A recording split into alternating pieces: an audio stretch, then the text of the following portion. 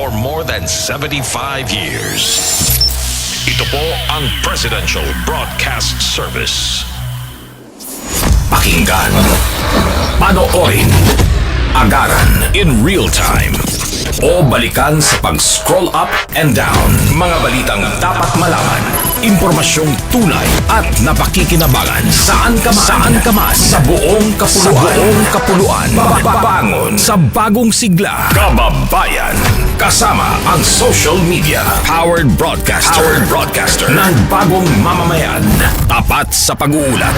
Ito po ang Presidential Broadcast Service sa Metro Manila. Radyo Pilipinas 1, 738 AM. Ang budget natin. Eto na ang kauna-unahang radio program ng Department of Budget and Management. Magpapaliwanag sa mga proseso ng paglalaan at pamamahala ng pondo ng bansa para sa kaalaman ng bawat mamamayan. Bawat tanong sasagutin. Bawat haka-haka lilinawin. Bawat impormasyon detalyadong tatalakayin. Usapang budget natin. Kasama sina DBM Undersecretary Goddess Hope Libiran at R. Vargas. Dito sa Radyo Pilipinas, 738 AM.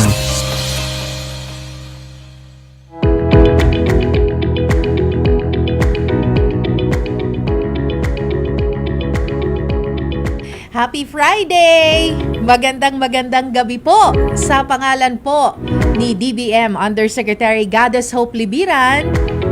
Ako po si Jamie Quinto. Yes.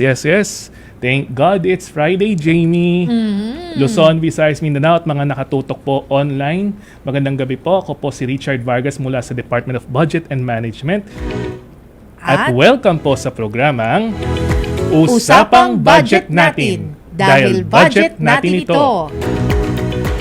Ang atin pong programa ay hatid sa inyo ng Department of Budget and Management at mapapakinggan po sa Radyo Pilipinas 738 on your AM dial. Yes, at sabay din po tayo napapanood sa Channel 3 sa mga gumagamit ng TV Plus at Channels 45 to 49 naman sa mga gumagamit for the box. At syempre, Jamie, nasa Facebook Live din tayo ng Radyo Pilipinas at sa FB pages ng Philippine Information Agency at ng Usapang Budget Natin ng DBM. Kaya ano pang ginagawa ninyo? I-like at i-share na. Yes, Ayan. like na po tayo. Punong-puno tayo ngayong gabi, Richard. Yes. Oo, balita at impormasyon. Talaga pong hitik kami ngayon sa programa. Maya-maya po makakasama din po natin ang Assistant Secretary, si Sir Body Pulido.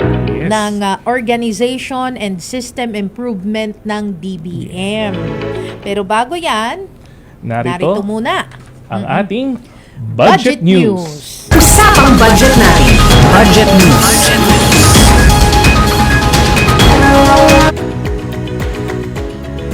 Naglaan ang administrasyon ni Pangulong Ferdinand R. Marcos Jr. ng kabuuang 49.8 billion pesos para pondohan ang social pension for indigent senior citizens o SPISC sa ilalim ng Fiscal Year 2025 National Expenditure Program o NEP.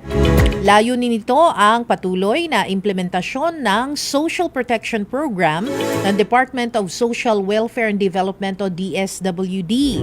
Ito ay para sa mahigit 4 na milyon na indigent senior citizen na mga kababayan. Ayon po kay Department of Budget and Management Secretary Amena Mina Pangandaman, nagsimula ng makatanggap ng buwanang pensyon ang 1,000 mga kwalipikadong benepisyaryo ng SPISC program ngayong taon. Kasunod ang pagpapatupad sa Republic Act number 11916 na nadoble sa kanilang buwanang pensyon mula 500 pesos. Samantala, may 3 bilyong pisong pondo din na inilaan para sa Extended Centenarians Act na kung saan ay makakatanggap po ng 100,000 pesos na cash o cash gift ang mga Pinoy na umabot sa edad 100 at 10,000 pesos naman na cash benefit para sa mga senior citizens may edad 80, 85, 90 at 95. Ang mga programang ito ay para makatulong sa pang-araw-araw na gastusin at mga medikal na pangangailangan ng ating mga lolo at lola. 6:07 po ng gabi or 6:07 po ng gabi sa iba pong balita. Muling iginiit ni Department of Budget and Management Secretary Amenah Pangandaman ang pangangailangang maisabatas ang National Government Right-Sizing Program o NGRP upang tugunan ng issue ng mga bakanting plantilla positions sa gobyerno at nang sikaping mapunan ito ng job order at contract of service workers. Binigyang diin niya na ang NGRP ay magbibigay daan sa reclassification ng mga posisyon sa gobyerno upang matiyak ang pinakamainam na paggamit ng manpower resources sa buong birokrasya. Ayon kay Secmina, ang NGRP ay layuning gawing lean, efficient at responsive ang birokrasya sa pamagitan ng pag-streamline ng operation ng mga ahensya. Kasama sa mga akbang ang pag-right size ng organizational structure at workforce complement ng mga ahensya, pagpapabuti ng interoperability sa mga ahensya ng gobyerno at pag-alis ng mga tungkulin, programa at proyekto na inuulit, overlapping o hindi na kailangan. Dagdag pa ni Secretary Pangandaman, ang maayos na pagpapatupad ng NGRP ay hindi lamang makakatulong sa pagtugon sa kasulukuyang issue ng manpower inefficiencies, kundi magpapalakas din sa kakayahan ng gobyerno na maging mas mabilis at makatarungan sa pag-manage ng mga resources nito. Samantala, pinasalamatan naman po ni Department of Budget and Management Secretary Amenah Mina Pangandaman ang pamahalaan at Intergovernmental Relations Body o Co-Chair Amenah Pangandaman, ang pamahalaan ng Japan at maging ang Japan International Cooperation Agency o JICA sa pagsuporta sa peace process sa ginanap na symposium sa pagdiriwang ng ika-10 anibersaryo ng signing of the Comprehensive Agreement on the Bangsamoro o CAB na ginanap sa Tokyo noong ika-7 ng Agosto 2024. Dito iginiit ni Secretary Mina ang suporta ng Japan at JICA na sumusuporta hindi lamang sa proseso ng kapayapaan sa BARM, kundi pati na rin sa pag-unlad ng infrastruktura, seguridad sa enerhiya at magandang pamamahala sa rehiyon. Ibinahagi rin ni Secretary Mina na simula pa dekada 90 o 1990 ay matibay ang sinusuportahan ng JICA ang pag-unlad sa Mindanao at higit pang pinatatag nito sa pamagitan ng paglulunsad ng Japan Bangsamoro Initiative for Reconstruction and Development noong 2006. Bahagi ng layunin ng administrasyon ni Pangulong Bongbong Marcos Jr. ang maisulong ang tunay at pangmatagalang kapayapaan, lumalagong ekonomiya at inklusibong pag-unlad para sa BARM na kung saan ay mag-aambag sa kaunlaran tungo sa bagong Pilipinas. Iginiit ni DBM Secretary Amenah Pangandaman ang mga inisyatiba ng DBM upang tugunan ang underspending ng mga ahensya ng gobyerno sa kanyang ulat kasama ang Development Budget Coordination Committee or DBCC sa ginanap na Senate Committee on Finance hearing para sa Fiscal Year 2025 National Expenditure Program nitong August 14, 2024. Kabilang sa mga inisyatiba ay ang pag-prioritize sa shovel-ready projects, maagang procurement activities, digitalization at pagsagawa ng capacity building programs upang mabawasan ang panganib ng underspending ng mga ahensya ng gobyerno.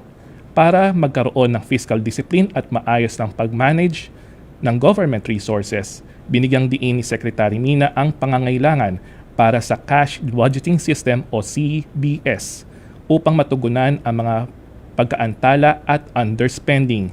Ipinunto rin niya ang pag-aproba sa New Government Procurement Act or NGPA bilang mahalagang hakbang upang masolusyonan ang underspending sa pamamagitan ng pagpayag sa mga ahensya na simulan ang procurement process sa mga proyekto nito sa simula pa lamang ng taon.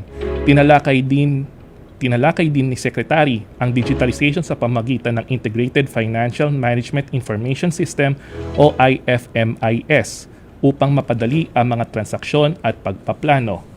Regular din nagsasagawa ang DBM ng Public Financial Management Competency Program or PFMCP upang sanayin ang mga lokal na budget officers at PFM practitioners. 6:13 na po ng gabi. Nagsanib puwersa ng bloodletting activity sa PCG headquarters noong ika-15 ng Agosto 2024. Nakikiisa si Secretary Amina Pangandaman kasama ang iba pang DBM senior official sa nasabing bloodletting activity na tinawag na Dugo Ko, Buhay Mo. Tinatayang 118 na personnel mula sa PCG sa ilalim ng pamumuno ni Commandant Coast Guard Admiral Ronnie Gil Gavan ang lumahok sa nasabing aktibidad. Nagpapasalamat si Admiral Gavan kay Secretary Pangandaman na isa ring opisyal ng PCG Auxiliary na may ranggong Rear Admiral para sa suporta at pakikiisa sa pagitan ng PCG at ng DBM. Kabilang din sa mga dumalo si Philippine Red Cross Secretary General Gwen Pang na nagbigay suporta at pasasalamat sa DBM at PCG. Ang bloodletting activity ay nagpapatunay na patuloy na magandang relasyon at pagtutulungan sa pagitan ng mga ahensyang ito. At yan ang mga tampok na balita sa atin pong Budget News. At sa mga oras na ito, dagdag kaalaman na naman po para sa ating mga tagapanood at taga-subaybay sa oras na ng ating Budget 101. Budget 101.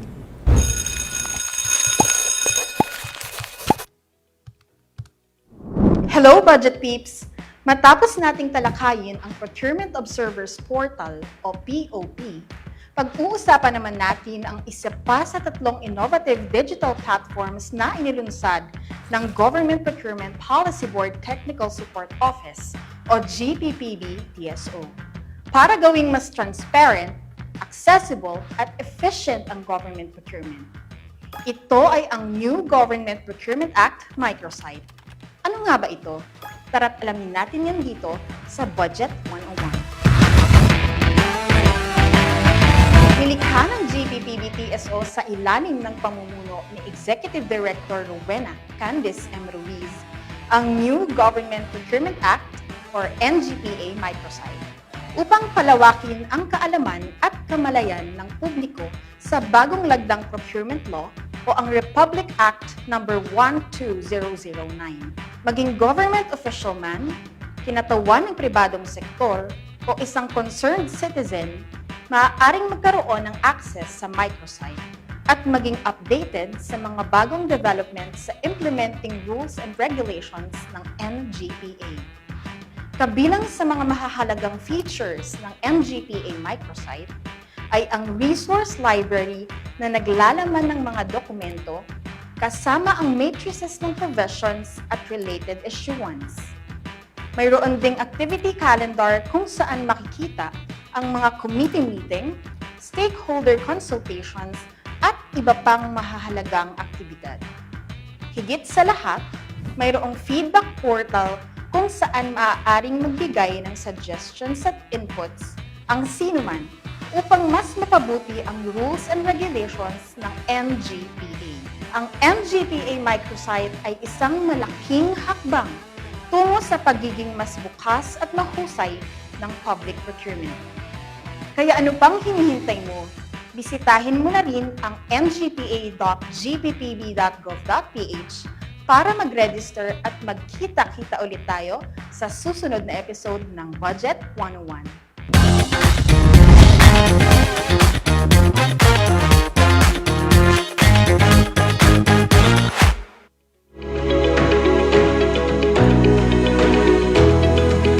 Ayan po, napanood natin ang tungkol sa New Government Procurement Act, microsite na ipinatutupad po ng Government Procurement Policy Board Technical Support Office o ito pong GPPB-TSO. Ito po ay isang online platform na layuning palawakin ang kaalaman ng publiko tungkol sa bagong procurement law and Republic Act number 12009. Maging ang government official man, kinatawan ng private sector o isang concerned citizen ay maaaring magkaroon ng access sa microsite at maging updated sa bagong lagda na procurement law. Tama ka dyan, Jamie. Actually, kanina, habang nagpe-play yung ating Budget 101, chinek ko yung site para sa kaalaman ng ating mga kababayan. It's ngpa.gppb.gov.ph. Ayan po. Ayun. Accessible po siya. Up and running na po siya para sa ating mga kababayan. Ito pong bagong microsite na ito, dito makikita ang mga mahalagang dokumento, updates at schedule ng mga kaganapan po sa ating procurement. At may feedback portal din po ito kung saan pwedeng maglagay ng suhestyon para mapabuti ang mga patakaran. Ang microsite din na ito ay isang mahalagang innovation para gawing mas bukas at maayos ang process ng public procurements. At salamat po pala kay ang ating talent doon is from GPPB TSO, si Monique, sa kanyang paghatid ng magandang balitang ito. At yan po ang bagong kaalaman na hatid sa atin ng Budget 101 linggo-linggo. Kaya wag po kayong bibitiw dahil ang susunod na po nating segment ay ang Budget Matters at makakasama natin si DBM Assistant Secretary Body Pulido. Tutok lamang po at magbabalik ang usapang budget natin makalipas po ang ilang paalala.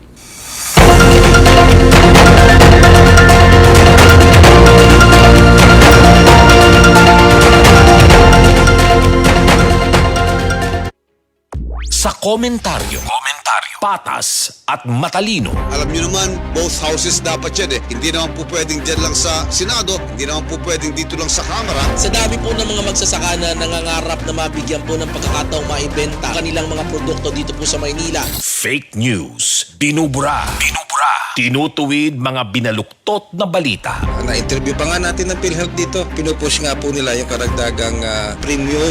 Ayon sa FDA kasi ay ginawa, alisunod na rin tinatawag na CREATE Law. Radyo Pilipinas, 7:38 AM. Sa balita't impormasyon, tapat sa pag-uulat. Delivery! Maria Jose? Akin yan? Ang laki ng box! Surprise! Eh, ba't ka nasa loob ng box? Basta para sa'yo gagawin ko all! Tulad ng Pag-ibig Fund Multi-Purpose Loan.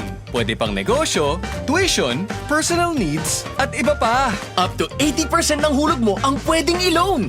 No processing fee at fast approval pa. Kaya, Apply na ng Pag-ibig Fund MPL via Virtual Pag-ibig! Pag-ibig Fund, solid ka ba? Ha? Ano yun? Isarado mo. Ang alin? Sino ka? Isarado mo ang pinto. Ay! Oh yeah! Don't panic. Isarado mo lang ang pinto ng ref nyo at titigil na ang kakaibang lamig na nararamdaman mo. Para maiwasan ang nakakatakot na bill ng kuryente, siguraduhin nakasara ang pintuan ng inyong mga ref. Mananatiling presko na ang inyong pagkain, hindi ka pasisigaw sa mahal ng gastusin. Laging tandaan, sa pagkonsumo ng kuryente, you have the power. Energy efficiency starts with you. Ho-ho! Para sa karagdagang impormasyon at energy-saving tips, hanapin ang Department of Energy sa Facebook o bisitahin ang doe.gov.ph. This is a public service announcement by the Department of Energy in partnership with the Presidential Communications Office and Radyo Pilipinas. Ito ang Presidential Broadcast Service sa Metro Manila. Radyo Pilipinas, 738 AM.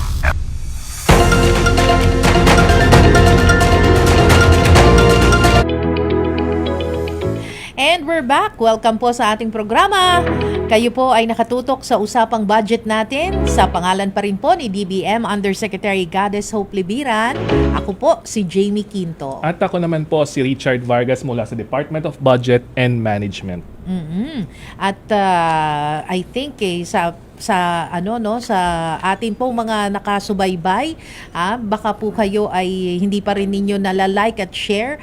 Napapanood po tayo sa Facebook Live ng PIA. Paki-like at share na rin po at sa Usapang Budget Natin page ng DBM.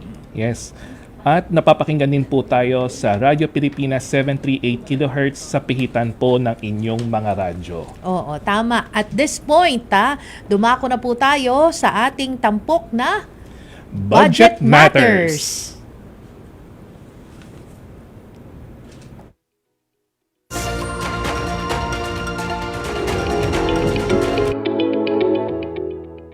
Richard, isa sa mga makabuluhang talakayan na ating ihahatid ngayong gabi, no, ay syempre pa yung usapin tungkol sa mga budget. Kaya At dahil nga ho, 'di ba, parang a few weeks ago, inanunsyo natin yung implementing guidelines para sa implementation doon sa ating salary increase para sa mga government officials. Atin naman pong hihimayin ano nang update dito sa bagong development po na ito ng ating gobyerno. At natutuwa tayo at binisita po tayo ni Assistant Secretary ng Organization and Systems Improvement ng DBM para po ibahagi ang mga updates sa implementasyon ng salary increase ng ating mga government workers. Live po via Zoom. Magandang gabi po, ASEC Body Pulido. ASEC Body, good evening po. Richard, hi Jamie, magandang gabi po. Magandang gabi po sa inyo. ASEC, bago po natin simulan yung talakayan, no, sa salary increase, at alam kong gustong-gusto lahat yan ng ating mga nakikinig, no?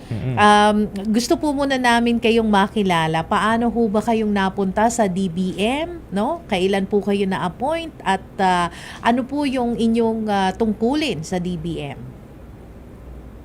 Ma'am, actually, papunta po ako sa tindahan noon, bibili po dapat ng suka at saka ng patis. Nakakita po din, ma'am, nagpapatawa lang po. Actually, ma'am, I was I applied and asked to join the team in order to help po with, essentially with policy development po. Our secretary right now, she wants to, alam niyo po yung DBM, pag narinig po natin yung DBM, ang iniisip po lagi natin yung budgeting na portion ng kanyang mandate. Pero may management portion yung DBM, and yan po yung ating essentially our mandate, our task for the secretary, which is to help come up with policies po for what we call the OSI group, which is the Office for Systems Improvement. So our organization and systems improvement, we handle po dalawang bureaus with OSI. We have the OPCCB and the SPIB. Yung OPCCB po, yan po yung Organization, Position, Classification, and Compensation Bureau. At yung SPIB naman po is the Systems Improvement, Productivity and Improvement Bureau. So essentially, yung OPCCB, ang trabaho po niyan ay i-administer po yung buong, essentially the staffing, the position classification, and compensation concerns po of the whole national government. At the same time, yung SPIB naman po, yan po yung pagpapaganda ng mga systems and productivity measures po na national government, management systems, yung mga po natin, yung mga non-financial government assets, yun po yung SPIB. Now, ako naman po nanggaling din po sa government before. I was also previously an assistant secretary for the Department of Energy. And at the same time, after my stint there, I was former president po of the Philippine Electricity Market Corporation. Talagang matagal na din po pala si ASEC sa sa gobyerno. Government. Pero recent lang yan. Saglit lang po, 20s pa lang po tayo. Ay, di naman po halatag ASEC. May filter naman po to, sir. No? May filter po. Wala po ba? Ay, meron po pala. Meron po. Opo. ASEC, kamakailan po, alinsunod po nung pagpirma po ni Presidente Bongbong Marcos ng EO 64, ay inisyu naman po ni Secretary Pangandaman ang implementing guidelines para po sa salary increase ng ating po mga government workers. Ano po ba ang mga factors na nagtulak para sa pangangailangan ng pagtaas ng ating mga sahod ng mga government workers po? Interestingly enough, Sir Richard, ano po yan, ano? The very same reasons that we wanted to increase po yung sweldo po ng ating mga kasama sa gobyerno are also the same factors or standards that we had to look at and follow in order to determine kung ano po yung salary structure na karapat-dapat po para sa ating mga kasamahan. So that includes po, alam niyo, nagtaasan po kasi no, yung contributions that we have to give, our mandatory contributions, which includes, andyan na po yung PhilHealth, nandyan din po yung Pag-ibig, and then sometime earlier this year, nailabas po kasi yung wage order number NCR-25, which increased the minimum wage po of non-agricultural workers by about, I believe, 35 pesos. So umakyat po yung minimum wage. At the same time, we had to consider po yung projected inflation for this year, which is, the target po is about between 2 to 4%. And last but not least, napaka-importante po, no, we have what we call the poverty threshold index, which is usually determined po by the PSA. And you know po, this administration, under the leadership of the President and Secretary Mina Pangandaman, of course, they want to provide for our hardworking colleagues in the government a living wage. No? It's not enough to be receiving a wage. The wage that we should be receiving should be enough to support ourselves and our families. Opo, tama naman po, no. At ito nga po yung pinag-uusapan naman na National Budget Circular number 594 at yun pong Local Budget Circular 160. Ano po yung inaasahan ng ating mga kababayan, no, na sa susunod na gagawin po ng ahensya ng gobyerno at lalo na po ng mga LGUs para matanggap na po ng mga kawani yun pong dagdag sahod? Oh, ma'am. So ma'am Jimmy, ano yan? That's two different things. Iba po kasi yung kailangan gawin ng NGAs. Iba naman po yung kailangan gawin ng LGUs. Para po sa ating mga kasamahan sa executive branch, sa national government agency, kailangan po gawin na po ng kanilang respective admin services or HR departments yung tinatawag po nating notice of salary adjustment. That's necessary po because it essentially is the document that they would require para ipatupad na po nila, no, to implement the first tranche of SSL 6 at ma-adjust na po yung salaries ng employees nila. And in fact, if their personal services budget for this year is sufficient, kung kasya po siya, they can actually process that notice of salary adjustment and release the salary differential or back pay po agad, retroactive to January 1, 2024. However, kung kulang po, then they would have to come to the DBM so that we could process it and issue yung corresponding SARO or NCA, Notice of Cash Allotment po, para po maikuha to from the Mutual Personal Benefits Fund. Now, for local government units po, medyo iba naman po yung proseso. In the first place, they would have to get the proper authorization from their respective sanggunians. Under the local government code, iba-iba po yan. Of course, you have the Sangguniang Bayan, the Sangguniang Panlalawigan. So they would need to get essentially that resolution from their councils. And that resolution has to be compliant po with the local government code. The LG budget po kasi is constrained by two sections of the local government code, section 325 and 331, wherein ang personal services budget po ng local government units may cap po. Dapat po, for example, for first to third class municipality, dapat po yung personal services budget po nila hindi lalampas ng 45% of lahat po ng kinita nila from total regular income of the preceding fiscal year. And for fourth and fifth municipalities po, 55% naman po yung cap na yun. Hindi po sila po pwede lumampas. And that 55% cap is the same naman po for barangays under Section 331 po of the Local Government Code. Ay, at saka ma'am, ito po importante. Hindi po pwede i-retroact for local government units po. Unfortunately, because of the law, ito po talaga yung basehan po kasi yung batas. Hindi po pwedeng i-retroact for local government units yung kanila pong salary differential. So retroactive po siya sa national government agencies. Pero po sa LGUs ay hindi po. Tama po yun, tama. ASEC, di ba po? Yes, sir, Richard, correct. Opo. Opo. Pero yung timeline po ba, nakadepende ho ba yan sa sa ahensya tsaka sa LGUs? Kung gaano kabilis yung pag-release ng mga salaries or dagdag doon sa salaries ng ating mga government workers? Ano po yan, fortunately and unfortunately, tama po kayo. So it depends po on how fast the respective agencies po will process it, and how soon the local government units, respective councils of sanggunians would authorize it po through a resolution. So that's entirely po dependent on the NGAs or the LGUs. Pero ano po, Sec, magkano po yung inaasahan nating pagtaas sa sahod po? Pagdating ho siguro sa sub-professional tapos sa professional level po. Kasi karamihan ng ating mga kawani ay nasa bracket po na ito. Tama po kayo. Actually, yung bracket po niyan, that's I think the largest population po in the civil service. On average po for the first tranche, yung unang tranche po which will be implemented this year, around 4.41% if I'm not mistaken. But that's already, yung 4.41% po yan, that's the average increase just for the first tranche. And that's from salary grade 1 to 31.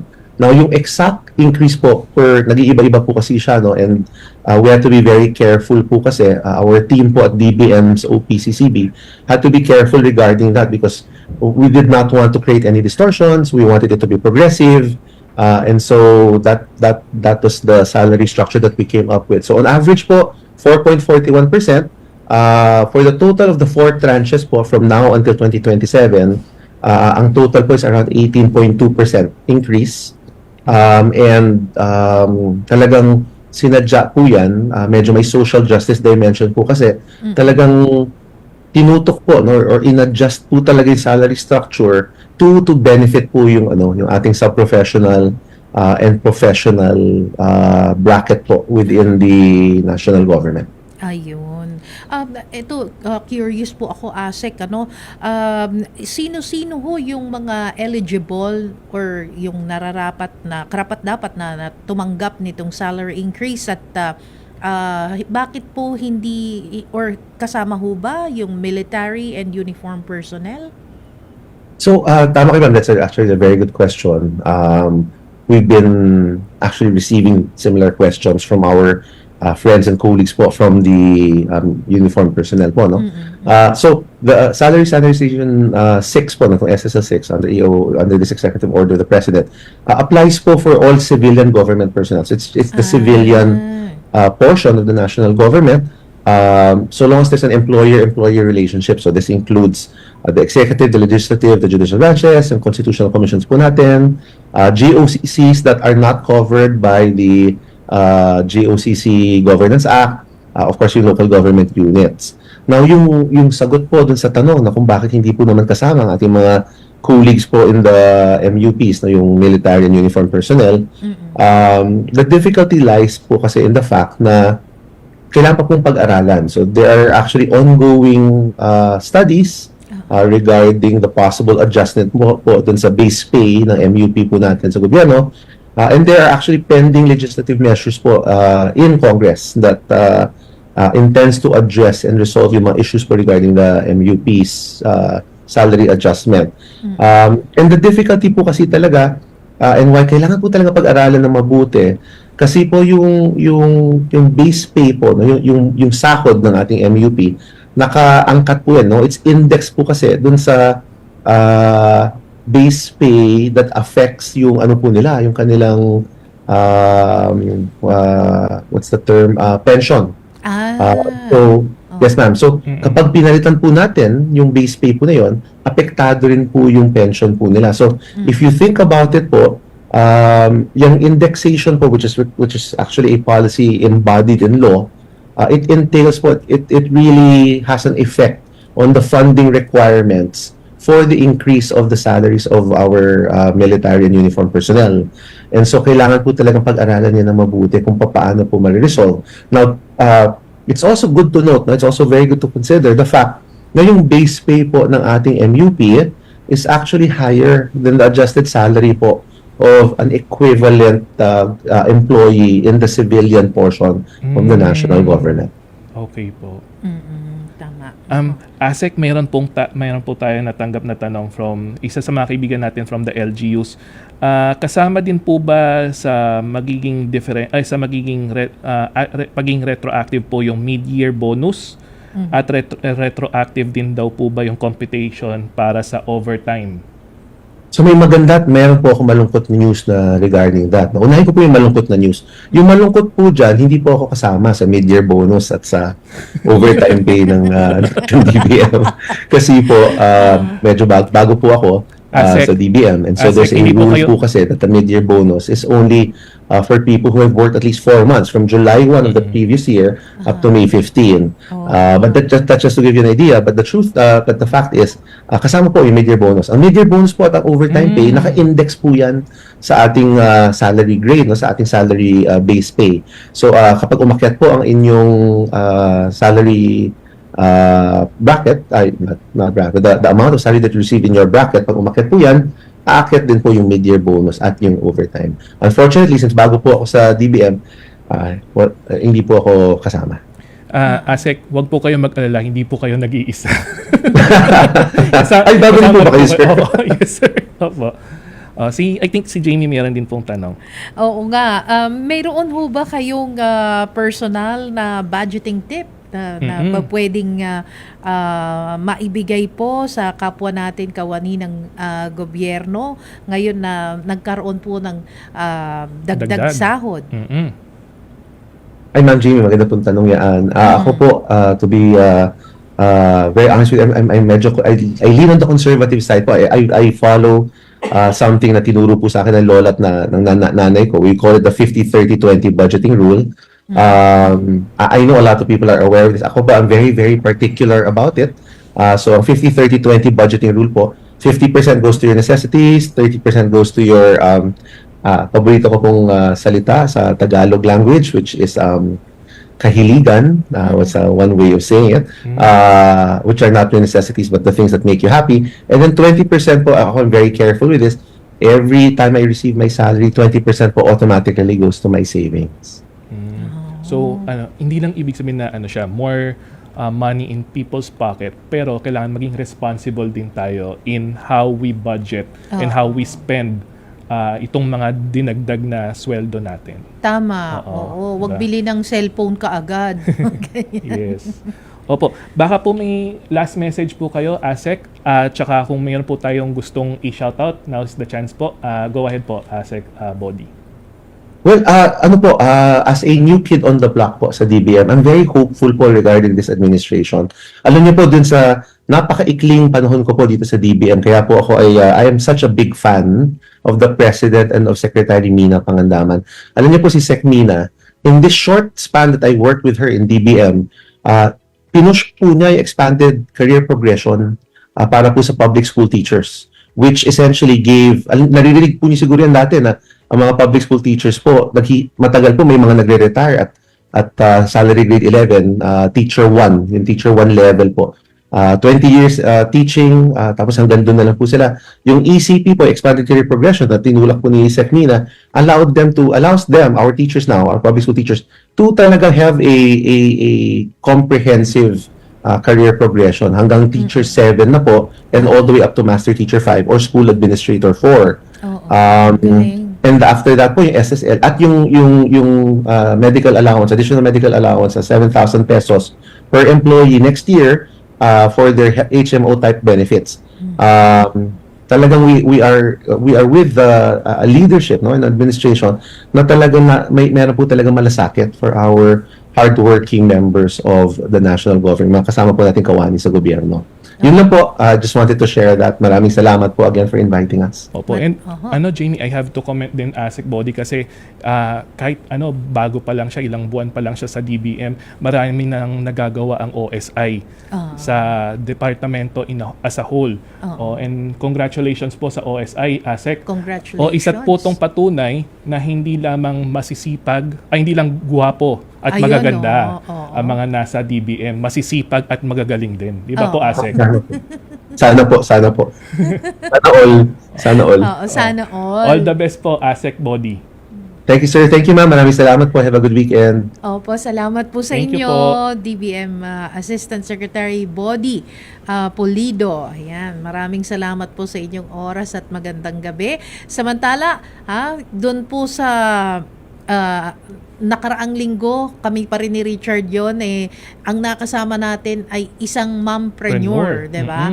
Ngayon naman, ang makakasama natin, isang inspiring, gusto ko to, agripreneur at vlogger. Wow. Ayan, yan po ang susunod nating panauhin. Dalawang magkaibang field, isang agri, isang digital. So paano kaya niya ginagawa 'yon? Tutuklasin natin 'yan kung ano ang sekreto para makamit ang pagiging successful budget-wise at determinadong agripreneur na may kinalaman sa native chicken farming. Wow. Kaya abangan natin. Abangan ninyo, susunod na po sa ating Budget Talks dahil makakasama natin si John Carlo Abedoza. Huwag po kayong bibitiw dahil magbabalik ang programang Usapang Budget Natin dahil budget natin ito.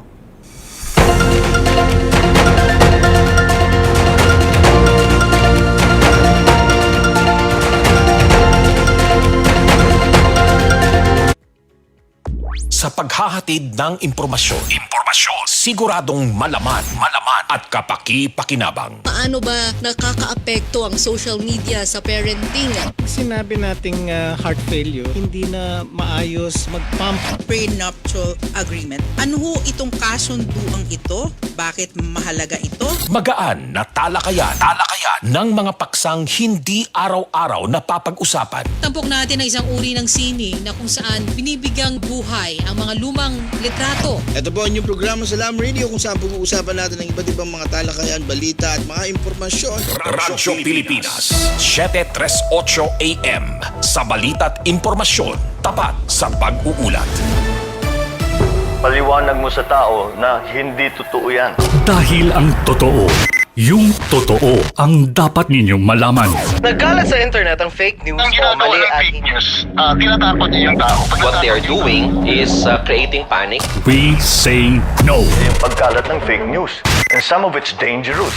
Sana iwasan po natin pag-spread ng fake news. At di magpapakalat ng disinformation at misinformation ang kasulukuyang administrasyon. Stop telling us fake news because you're wrong.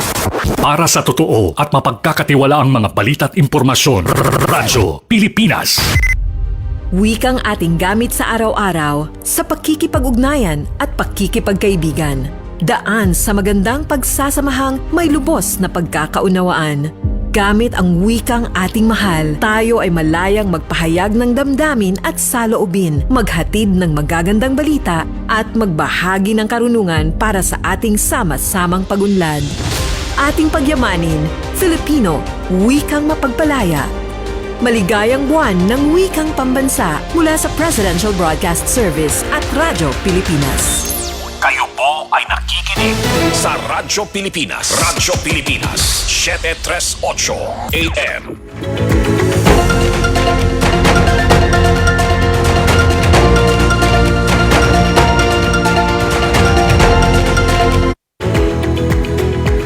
At nagbabalik po tayo. Welcome back! Nakatutok pa rin po kayo sa usapang budget natin. Sa pangalan pa rin po ni DBM Undersecretary Goddess Hope Lidiran. Ako po si Jamie Quinto. At ako naman po, si Richard Vargas mula sa Department of Budget and Management. Shoutout muna ako, Jamie, ha? Binabati ko po ang ating mga kasama, si Efraim Lomboy, Don Miguel Soriano, Carlo De Castro, at Engineer Alan D. Nakatutok po sila ngayong gabi. Ay, talaga? Opo, shoutout po. I think nasa Quezon City sila kanina. Oy, baka pwede rin ako palang bumati. Ito parang, ko na to, nanay-nanayang ko to. Maligayang kaarawan. Ayan, kay Nanay Tessie Marcelo. Ayan, ang butihing ina ng aking best friend, si Janet Marcelo. Ayan. Happy birthday po. Happy birthday po. At nakatutok din po si Sir Leslie, si Kuya Leslie Bocobo. Opo, kaibigan din po natin yan. Opo. At isa na namang interesting segment, Jamie, ang ating tampok ngayong gabi dito sa ating Budget Talks dahil makikipagkwentuhan tayo sa isang farmer, vlogger, at agripreneur. na may kinalaman po sa negosyong native chicken farming. Oo. Ano kaya itong native chicken farming at paano niya nababalanse yung pagiging sa iba't ibang fields, no? May farmer, may vlogger, tas may entrepreneur pa. Kaya simulan na natin. Oras na para sa ating Budget Talks. Usapang budget na. Budget Talks.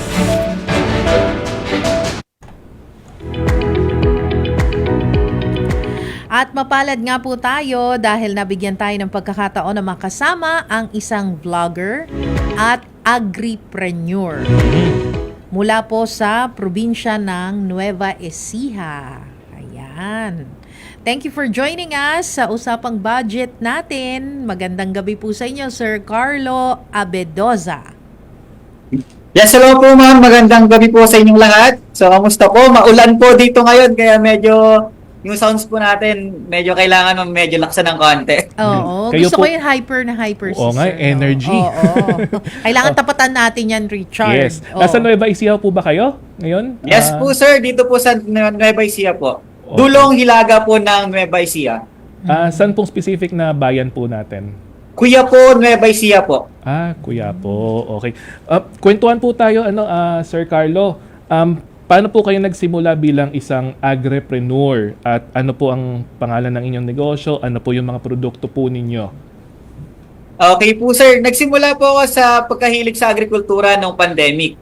So nung pandemic po ay naging kami po ng aking misis, and then yung pamilya po ni misis ay pamilya po ng mga magsasaka. So doon po ako nagsimula, and then nung na-curious po ako sa farming, and then unti-unti ko po siyang inaral hanggang sa na-develop ko po at nasimulan ko po si Sir Juan Agriventure. And then, eto po si Sir Juan Agriventure nung una po, ang gusto ko lang dito, i-journal po yung aking adventure dito sa agriculture dahil batang-bata po pagdating sa agrikultura eh. Pero meron po opportunity na dumating na kung saan may nalaman po ako sa social media din na Young Farmers Challenge na sponsored po ng ating Senator Amy Marcos. And then, na-curious ako, then why not try? Baka naman pwede kahit na baguhan lang sa agrikultura. So, dun po nagsimula yung Sir Juan Agriventure. Kaya ang pangalan niya po ay Sir Juan, pangalan po ng aking tatay, and then may Agri-Venture po siya. Agri-Adventure pala.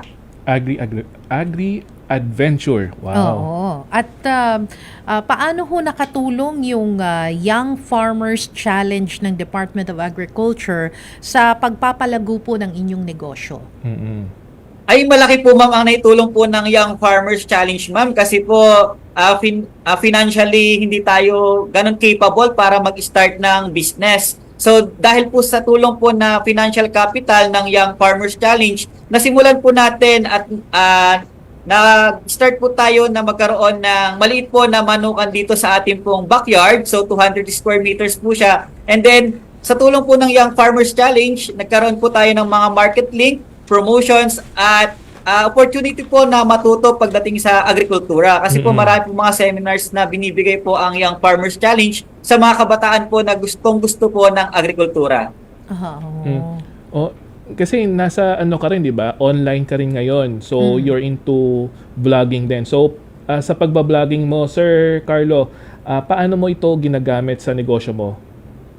Actually, sir, sa vlogging po, hindi ko talaga in-expect na magiging term yung vlogger.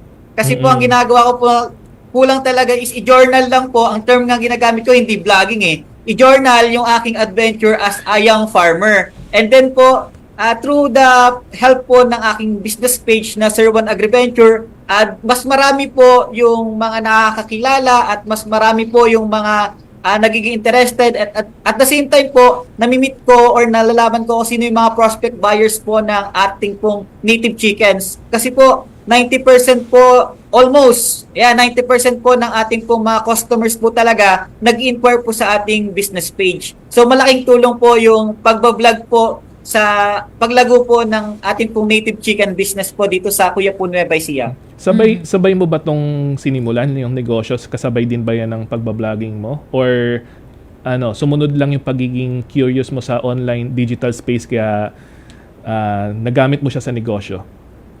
Actually sir, ang talaga wala akong balak sana na gamitin sa marketing. Kasi nga po, yun nga po, binabanggit ko nung una pa lang, gusto ko lang talagang i-share yung adventure ko bilang isang batang farmer. Kasi po, nag-start lang ako, pandemic hindi po kami pamilya ng mga magsasaka. So ako pa lang po yung pinakauna sa family namin na mag-engage ng farming. Si father ko po, saka si mother ko, nagtrabaho po sila sa palengke, nagtitinda po sila ng gulay. So, parang ang ano po lang po talaga is i-document lang yung aking pong journey as a young farmer. And then, hindi ko po expect na ang dami pong mga gusto po pala, kung nakatulad ko din na gusto po ng farming. So, doon po nagsimula ako po i-develop po talaga siya at gamitin po yung aking pong pag-vlog po. Oo. Alam mo, siguro isa sa mga naku-curious yung ating mga tagapakinig, Richard. Bilang kayo po, sir, no, na agripreneur, na ang pinagtutuunan po ninyo ay native chicken farming. Ano ho yung mga hamon na kinakaharap nyo at paano nyo po ito hinahandle? Kumbaga parang may iba pala yun na nakaibahan yung native chicken farming at saka ano ba yung isa non-native process ganun or ba yun? foreign. Oo. Paano? Ano bang tawag doon? Okay po. Ang isa po sa pinaka struggle po ni pag-aalaga po ng native chicken is about sa timbang po ng manok. So marami po yung mga gusto kasing bumili ng native chicken but they are expecting na yung manok na bibilhan nila ay 1 kilogram, which is at ang presyo ay katulad ng broiler. So halos lahat ng nag-i-inquire po, yun ang parang nagiging feedback. So ang pinaka-struggle po is to educate po yung mga tao na ang native chicken is hindi siya pwede kumpara sa broiler pagdating sa timbang kasi po mas maliit ng dihamak yung native chicken. So ang ano po dyan, struggle, ano yung magiging paraan ko, ano yung paraan ko para ibenta siya. Kasi po, dito sa amin, gusto malaki yung manok, mabigat yung manok, and then mura. Which is hindi po pwede sa native chicken kasi po magkaiba po ng cost of production. Mas mataas po ang cost of production ni native chicken kesa po sa broiler chickens. Yung broiler, ito yung talagang mga tawag dito, yung matataba na malalaki. Oo. Na sa feeds, tama ba? Correct, i-educate mo nga kami paanong kaibahan nga nila. Anong pagkakaiba niyan? Yes po. Yung broiler chickens po, yun po yung karaniwan nating manok na nabibili sa palengke na medyo mas mura siya ng konti, medyo kumbaga kayang-kaya ng masa. Kaso pagkakaiba po nila, yung ating po mga broiler chickens ngayon ay 28 to 30 days na lang po ay hina-harvest na at ready to sell na po siya, i-dress na nila. Pero nga lang po, ang disadvantage lang, medyo laboratory grown na siya. Hindi naman ito yung totally mga parang laboratory, yung medyo genetically modified. Ito ba yung parang mga 45 days, mga ganyan?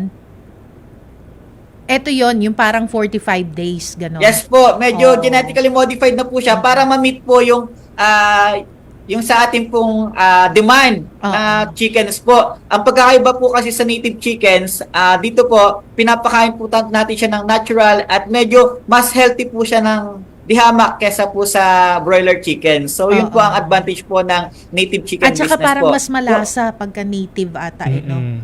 Yes po. Pero same lang ba ng tagal ng pagpapalaki?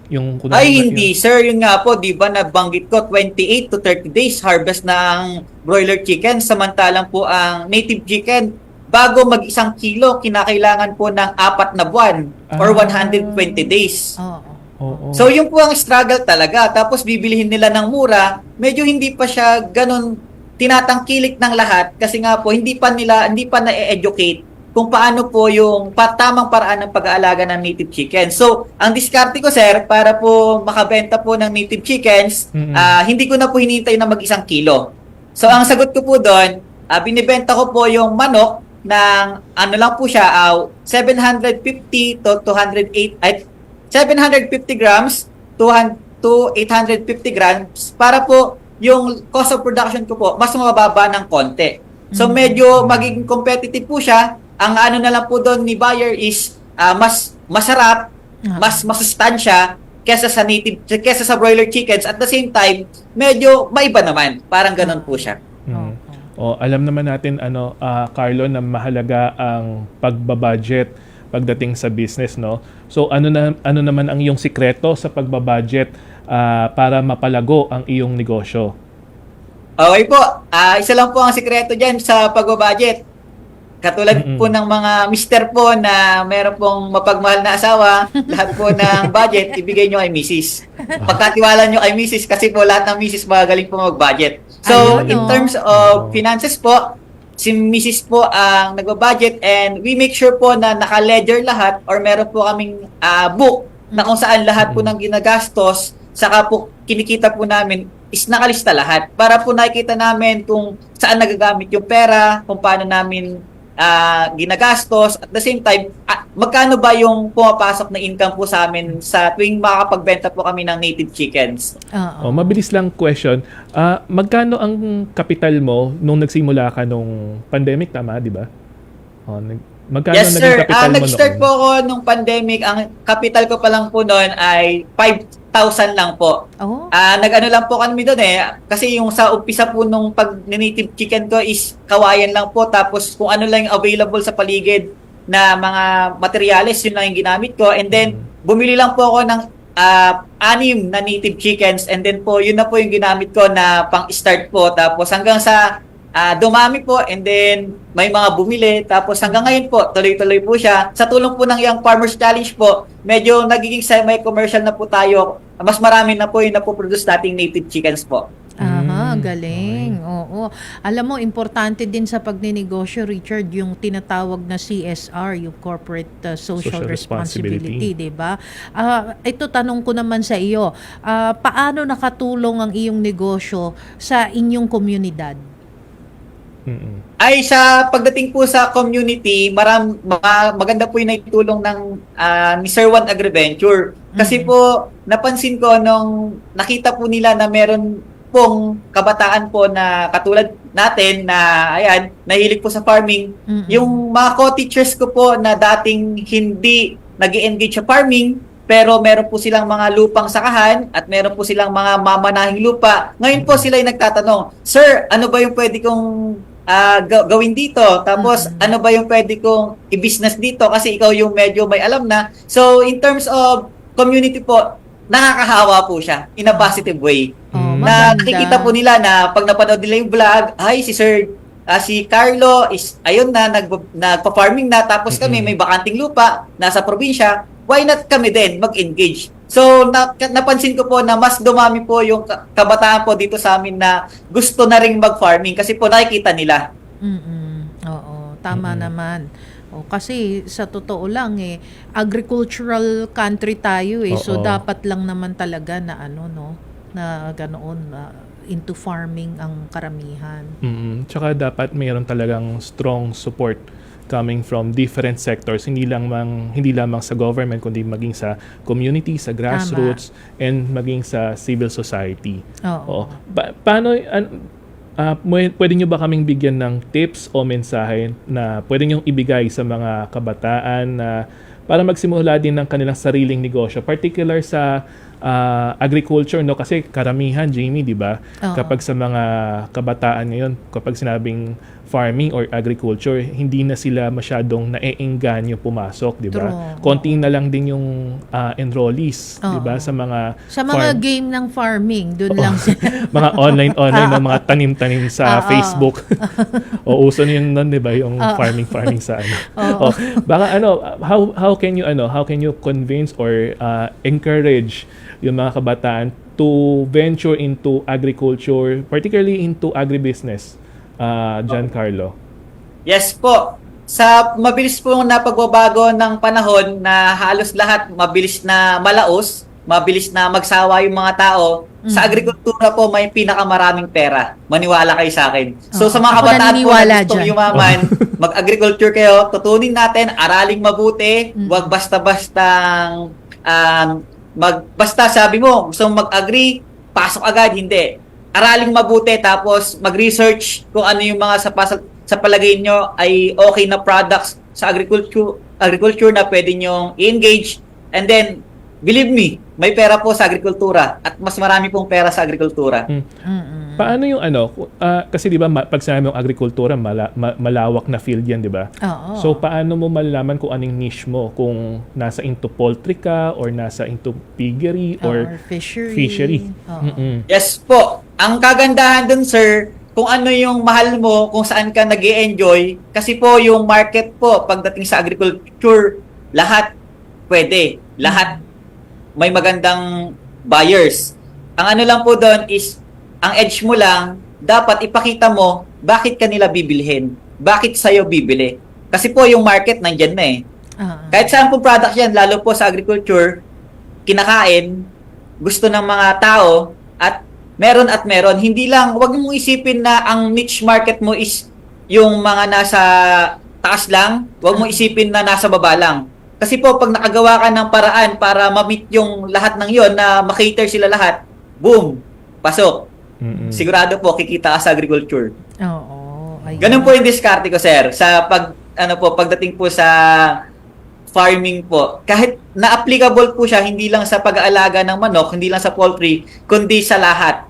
Sabi nga nila, magtinda ka ng tingi, magtinda ka ng bultuhan, magtinda ka sa middleman. Pag nalaman mo kung paano yung diskarte para kumita sa lahat ng yan, sigurado kikita ka sa agriculture. Galing. So baka may pahabol pa po kayo, Sir Carlo, no? Gusto niyo pong i-shoutout or baka meron kang gusto pang i-promote, no? Go ahead po. Yes po, sa mga gusto po ng native chicken na malapit po sa Kuya po Nueva Ecija o kahit nasan po kayo sa Pilipinas, so you can contact Sir Juan Agriventure, our Facebook page, or contact 0995-722-2066. And special shoutout po sa aking pong pamilya dito po sa Nueva Ecija at sa aking pong misis at baby po na inaabangan po itong episode na ito. So maraming salamat po sa inyong lahat. Muli po, ako po si Giancarlo Biabidosa ng Sir Juan Agriventure, nagsasabing, gastos pababain, kita palakihin. Tara nang mag-alaga ng native chickens. Happy farming! May rhyming. Oo, mula umpisa hanggang dulo, ang energy taas. Napaka-inspiring ng ng kanyang slogan. Tama. Oo. Thank you po, Thank Sir you, Sir Carlo. Salamat din po.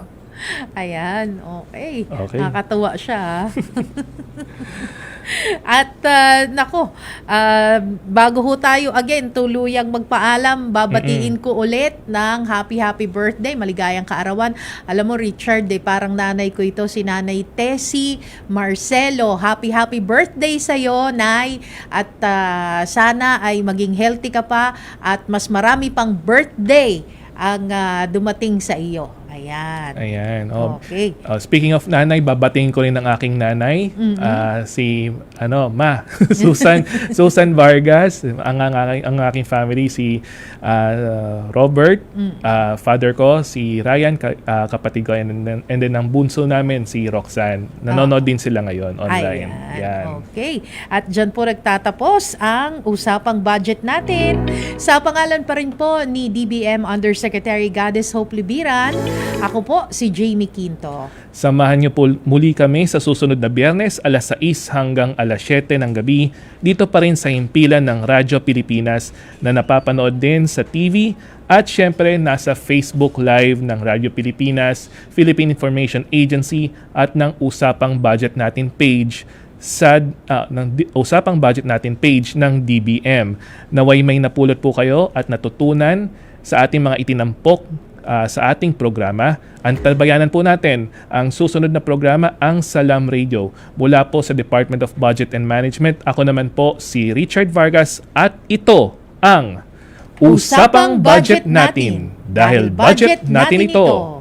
Pang-budget natin, kasama sina DBM Undersecretary Goddess Hope Libiran at R. Vargas. Dito sa Radyo Pilipinas, 7:38 AM. This is a public service announcement.